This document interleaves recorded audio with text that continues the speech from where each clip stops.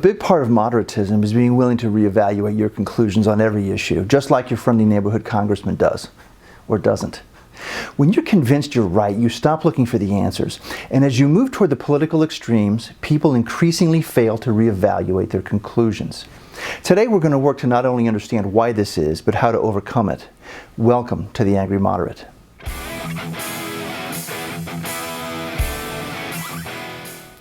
The term the knowledge illusion means the inability to discern the knowledge we have from knowledge we don't have. Acknowledging our limitations opens the door for intellectual humility. The best example of the knowledge illusion in action is politics itself. Politicians and voters don't grasp how little they understand about the issues. Read literally any political comment on social media to prove my point.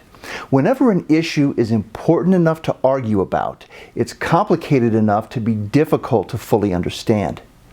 Rather than deal with complexity, people retreat to dogmatic platitudes and indefensible stereotypes. For example, Joseph Farah says of the left, "The National Democratic Party is immoral to the core. Any American who would vote for Democrats is guilty of fostering the worst kind of degeneracy. The leaders of this party are severely out of touch with mainstream traditional American values. They are crusaders for perversion, for licentiousness, for nihilism, and worse." Wow. Not only is this patently absurd, but it is demonstrably false.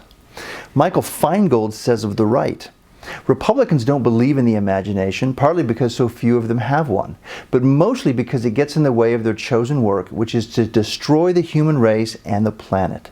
Republicans' goal in life is to profit from disaster and don't give a hoot about human beings." Exaggerate much? Listen, I'll say it.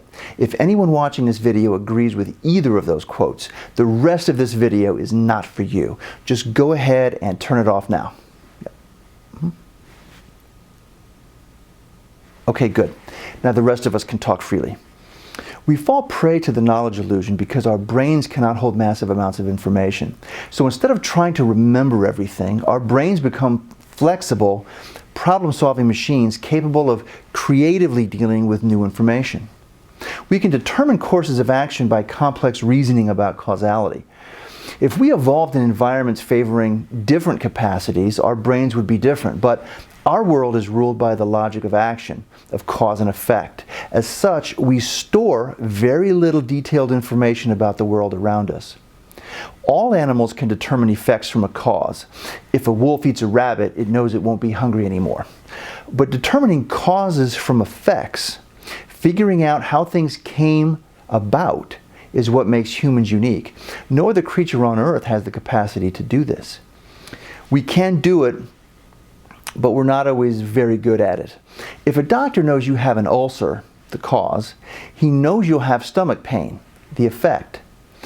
But if a doctor knows you have stomach pain, it's harder to determine the cause. Inductive reasoning moves cause to effect. Diagnostic, predictive reasoning moves effect to cause. Causal models are normally intuitive, though. You turn up the mixer, it goes faster. You put your foot on the gas, it goes faster. You turn up the faucet, you get more water. But if you turn up the thermostat to 90 because you're cold, you won't get warmer faster. Or if you push the elevator button over and over, it won't come any quicker. To make correct causal assessments in every situation, you'd need to know everything. In life, your true knowledge is limited to what you've experienced, which is very little. The illusion of explanatory depth shows how little we know about pretty much everything. How does a toilet work? Or a zipper? Even simple objects require webs of knowledge. Take a moment to self-rate your knowledge of how a toilet works from 1 to 7. Then, explain it in great detail. How each piece in the tank works. In detail, the physics behind the flushing action, why the pipe at the bottom is curved, etc. Then self-rate yourself again. In experiments like this, people rated themselves far lower the second time. Having to provide details shows them that they don't know as much as they thought. People experience this with everything: tax policy, foreign relations, GMOs, climate change. It's not just that people are ignorant, it's that they think they aren't. As Stephen Hawking said, the enemy of knowledge isn't ignorance, it's the illusion of knowledge. Let's think about this in terms of fractal level depth. Nearly everything exhibits incredible complexity the more you look at it. From 20,000 feet in the air, a forest is a green blob. From 1,000 feet, you can see a bunch of trees. On the ground, you can see individual trees with many branches, on which are many leaves. Each leaf contains complex patterns of branching capillaries. Under a microscope, these capillaries would be significantly more complex still.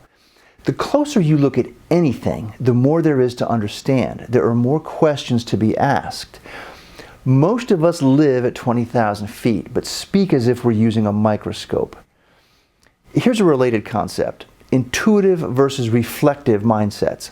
Some people intuit automatically, others work through reason. Here's a test. A bat and a ball cost $1.10. The bat costs $1 more than the ball. How much does the ball cost? Pause this and think about the answer. Number 2. Lily pads on a pond double their surface area each day. If it takes 48 days to cover the lake, how long to just cover half? Pause again. Last one. 5 machines take 5 minutes to make 5 widgets. How long would 100 machines take for 100 widgets? Pause one last time. If your answers were 10 cents, 24 days, and 100 minutes, you are more likely an intuitive thinker, not a reflective one. Reflective people depend on more thoughtful analysis and are less prone to the illusion of explanatory depth. They make fewer errors and are less likely to fall for cognitive tricks and traps, and are more likely to differentiate the profound from the nonsensical. Like in a phrase, hidden meaning transforms unparalleled abstract beauty. It means nothing. Intuition is usually good enough, but gives us the illusion we know more than we do. Another danger is collaborative thinking. Our intelligence is not contained in individual brains, but in the collective mind, like a beehive or the Borg. We evolved through group collaboration, not as isolated brains. Our thinking is interdependent, so the group intelligence is greater than the sum of its parts. People don't just experience events together, they're aware of shared intentions. This knowledge affects how well we're able to cooperate and work together. After a researcher hid blocks in a room, when a child entered, they would point to where the block was, and 14-month-old babies could find it, whereas chimpanzees of any age could not. It's a great evolutionary advantage, but leads us to confuse the knowledge in our heads with our collective knowledge. To demonstrate this, studies have found that just searching the internet causes people to inflate their self-assessment of what they know. Anyone with a smartphone becomes a self-appointed expert in everything. Because when the world's knowledge is at your fingertips, we feel like it's in our head. Though it should be the case, beliefs are not based on reason, because discarding one belief often means discarding a host of other beliefs, which would cause conflict with our chosen communities: global warming, anti-vax, left and right, etc. We don't personally know enough about the issues, so we place trust in those around us. These attitudes become mutually enforcing, so we have an overinflated sense of knowledge. This creates a faulty feedback loop because we're surrounded by others that know equally little.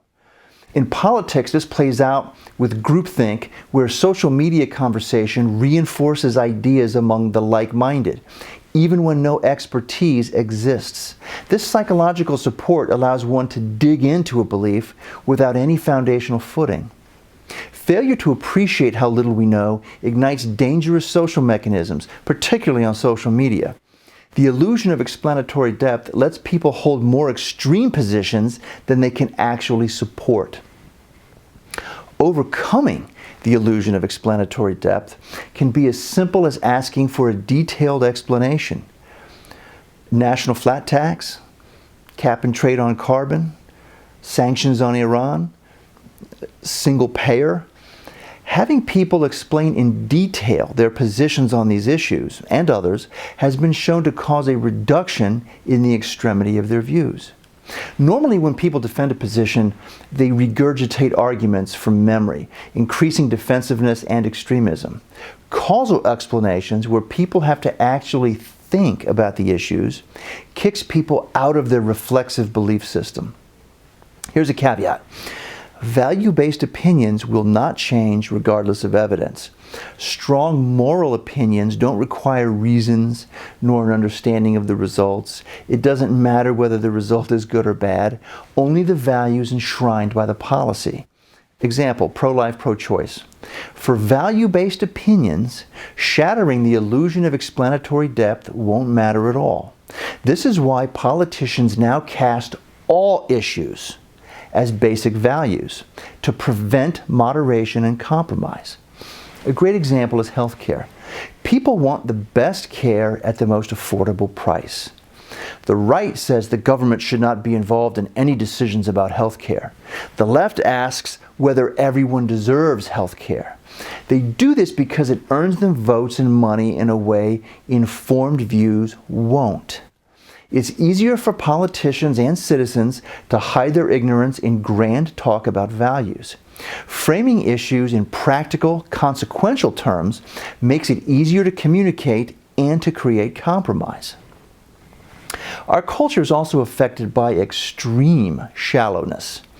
We grab a strong stance on a position before analyzing anything. We'll see a Facebook post and then rage out about some issue that was likely misrepresented in the first place. All of these problems can be overcome by stepping back to take a real look at what you know and what you don't. Being open and honest about that question puts you in a much better position to learn more and know more. Why? Because only when you think you have all the answers do you stop looking for truth. If you maintain humility about what you know, as moderates tend to do, you'll always keep your eyes and ears open to new information that will allow you to hold as many true ideas as possible and as few false ideas as possible. And it's those voices we need now more than ever. Thank you. If you consider yourself a moderate, click like and subscribe now for more content like this. If you're at the political extremes, click subscribe just to keep an eye on the enemy. See you next time.